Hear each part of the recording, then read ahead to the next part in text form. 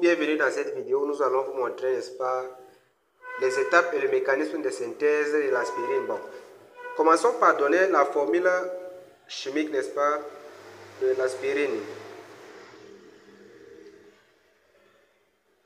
Ça, c'est la fonction acide carboxylique. Ça, c'est mon aspirine. J'essaie d'abréger comme ça. Donc, je voulais synthétiser. Mais en partant de quel réactif? Bon, je vais juste faire là. Je prends de l'acide salicylique que je trouve à l'état naturel dans l'écorce des sols, qui est une plante, plus de l'anhydride acétique.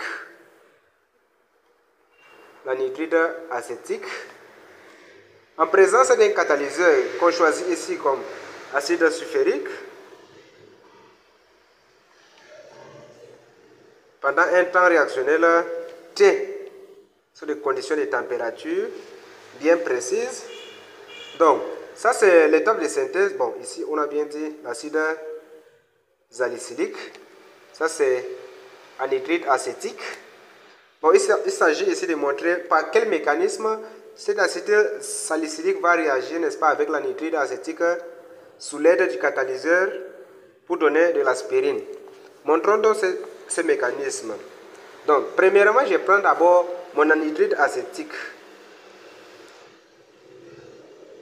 que je mets dans le milieu réactionnel.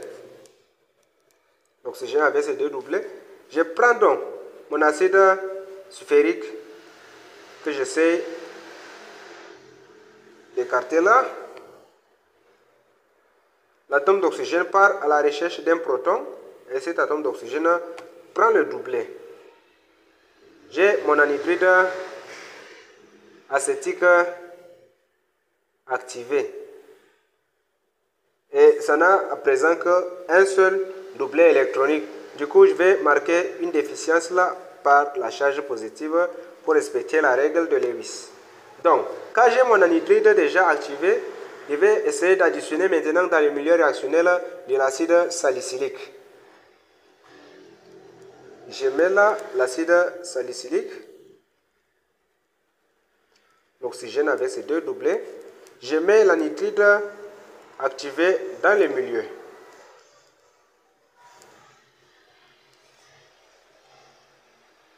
Donc, le but de l'activation avec de l'acide ici, c'est de rendre plus efficient cet atome d'oxygène afin de faciliter, n'est-ce pas, l'attaque nucléophile à ce niveau.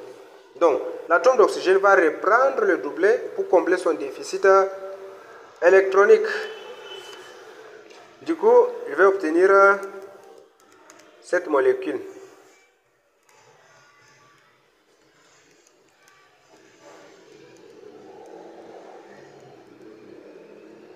Et là, comme l'atome d'oxygène avait donné son doublet pour former la liaison avec cet atome de carbone, donc ça va se charger positivement, toujours pour respecter la règle de Lewis. Et dans le milieu, ce composé n'est pas stable.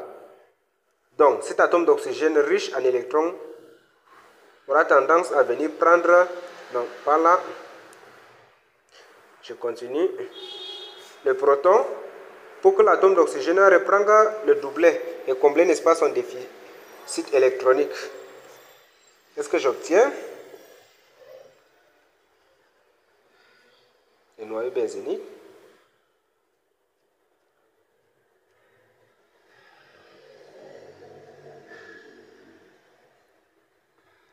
Là, comme ça a perdu un doublet électronique, ça se charge à son tour positivement. Et celui-ci devient neutre puisque ça a repris le doublet. Donc, ce phénomène de transfert intramoléculaire de protons, c'est-à-dire transfert de protons d'une position à une autre dans la même molécule, s'appelle prototropie et ça s'écrit avec les flèches de demi-réaction qu'on abrège PT, prototropie.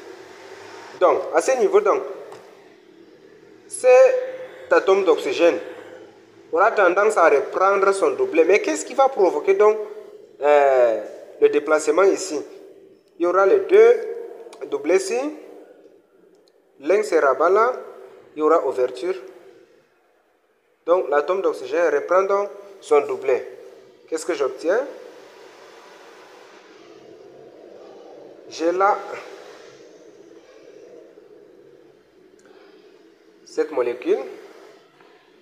Et comme ça a perdu un doublet électronique, je marque ça par la charge positive. Plus il y a un produit d'élimination ici. Souvenons-nous quand on essaie de rompre la liaison, si on va former de l'acide acétique, produit secondaire. Donc, cette molécule qui est chargée positivement n'est pas stable dans le milieu. On va pouvoir, n'est-ce pas, éliminer un proton de cette molécule, mais souvenons-nous qu'on avait éliminé ou bien emprunté un proton, n'est-ce pas, à l'acide sulfurique. Et comme c'est un catalyseur, on aura besoin de régénérer à la fin. Du coup, on va prendre, on reporte d'abord cette réaction. Là.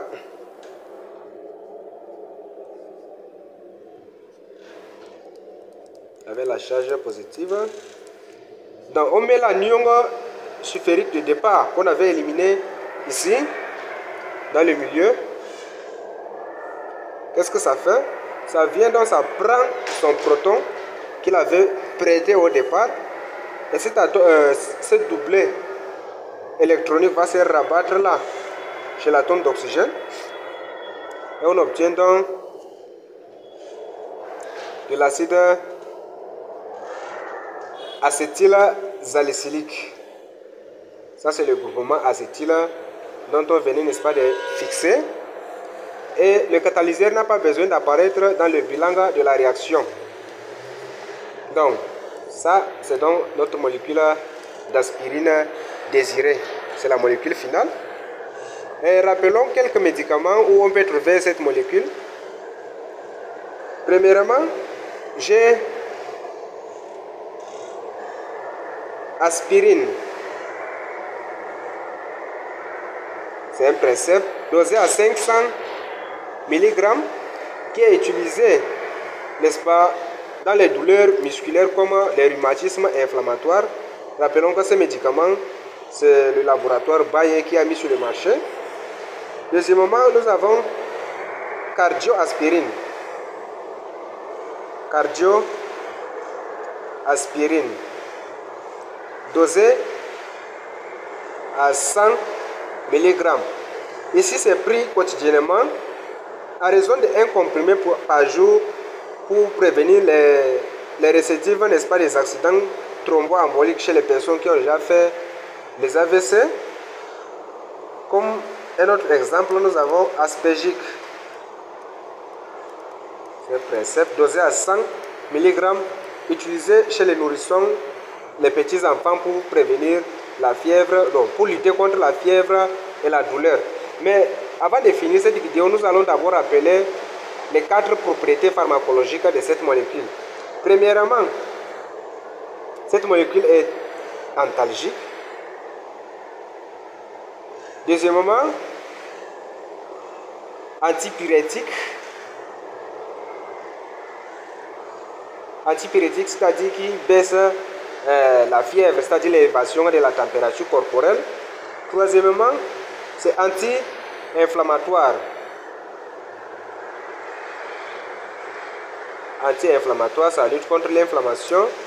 Et quatrièmement, dernière propriété pharmacologique, du moins les propriétés pharmacologiques connues pour l'instant, nous avons la propriété anti-agrégant plaquettaire.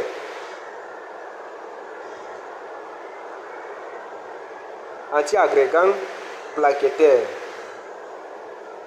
Et ici, on a besoin d'une dose, de doses infinitésimales allant de, par exemple, 75 mg à 300 mg pour obtenir cette dernière propriété.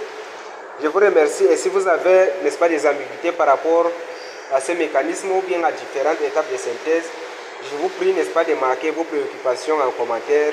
Nous allons pouvoir en discuter. Merci beaucoup.